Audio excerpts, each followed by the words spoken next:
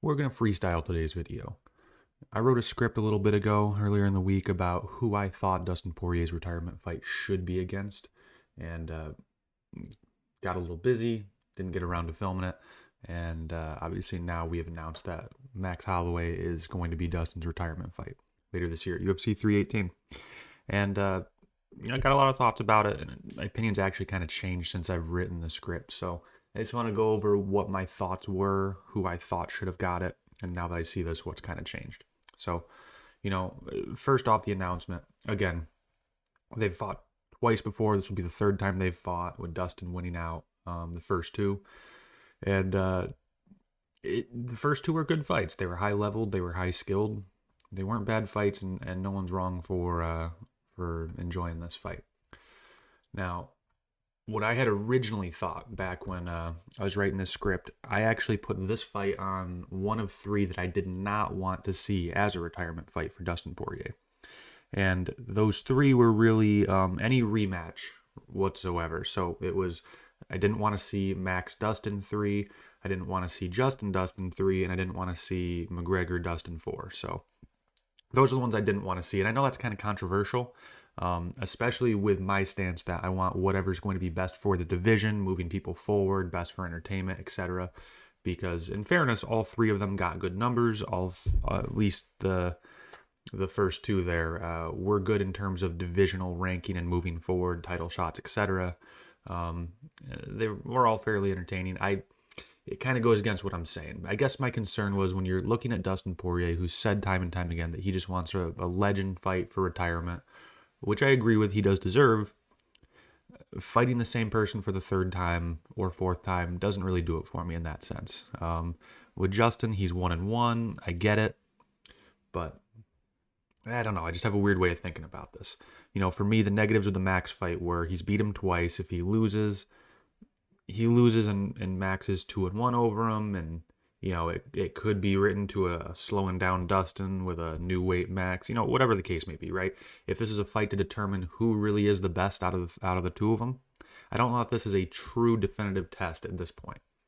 And with Justin Dustin, I mean, kind of the same thing, right? They just seem like they're gonna go 1-for-1 with each other on repeat. So I really do feel like if they fought 10 times, we're going to trade back and forth on those. So same thing. I just didn't really care to see it. And then obviously McGregor, my main issue there is he does not deserve it whatsoever. The rankings there is not right. Just silly. So those are the ones I didn't want to see. And I'll come back to what's changed for me here, but bringing up what I was actually interested in is and again, this is a little weird. These are going to be a little controversial. That I was okay with a Paddy Pimblett fight. And I thought that was cool because, we've got Dustin at 5, Paddy at 8. It's a good break in the top 5 for Paddy if he wins. It's a good next step in competition.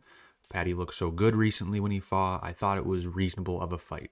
And with that said, Paddy might not be the full legend that Dustin's looking for, but Paddy's got a lot of social media following, a lot of fans who bring a lot of eyes to the fight, and he'll do what he can to make an entertaining fight.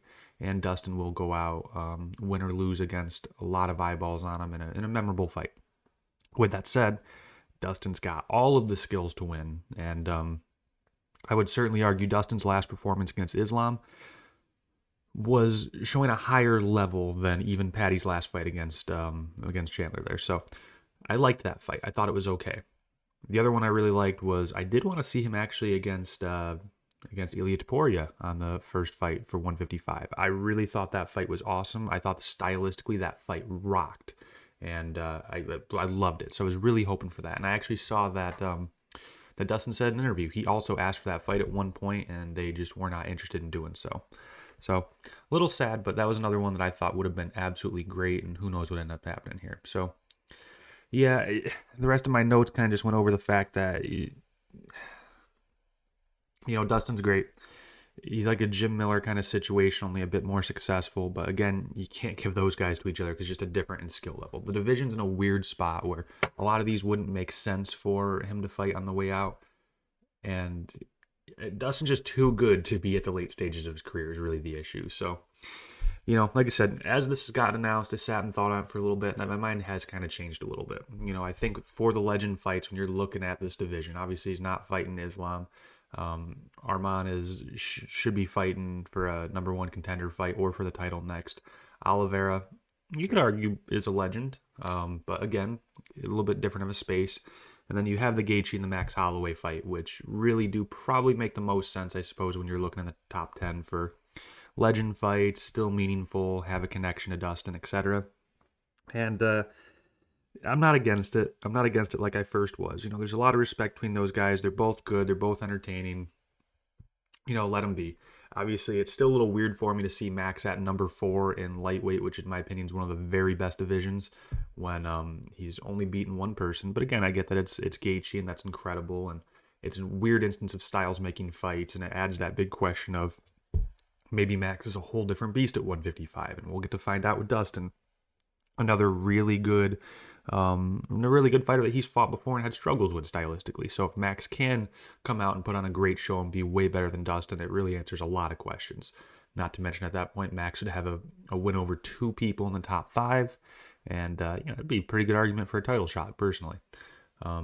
It's just weird to think about because I would not have agreed with that, and I would not have agreed with him getting this shot and this ranking over one fight, especially being his last fight was a TKO loss. A lot of weird thoughts with it. But again, I've come around to it a lot more. I mean, Holloway is a legend. He's good. It's good for Dustin on the way out. And if Dustin wins, is 3-0 over a legend and Max. He's coming off with another win over a top 5 at that point. A legit opponent. I don't hate it. I really don't. And seeing Dustin talk about it, I understand where that comes in for him. So I'm really not against it. What I was looking back on too was checking out their first 2 fights. Obviously, their first one was back in 2011, if I recall. Dustin was Max's first fight in the UFC, and now Max would be Dustin's last fight in the UFC. Very cool to think about. Obviously, the first fight was a very young Max Holloway, kind of getting ran over more or less by Dustin Porier, getting submitted. Which again, Dustin doesn't have a crazy amount of submissions, so it was quite interesting. But it's a fine fight. You can go back and rewatch it, for the memories, but not overly relevant to where either of them are today. But going on to their second fight, that's where things were a little bit more important. They fought for an interim title. Dustin landed more throughout most of the rounds here. Obviously, a little bit tired in round 5, but did very well on it. He's actually come out and said even though he did beat Max, there were moments where Max nearly overpowered him and nearly won the decision. So, it was a close fight. A lot of people will tell you that it was Dustin just running over Max, and that really wasn't the case. So, I like it. It's a fine fight. It's not really what I would have chosen in terms of entertainment. I still think best for me would have been Ilya. I think that fight would have been awesome.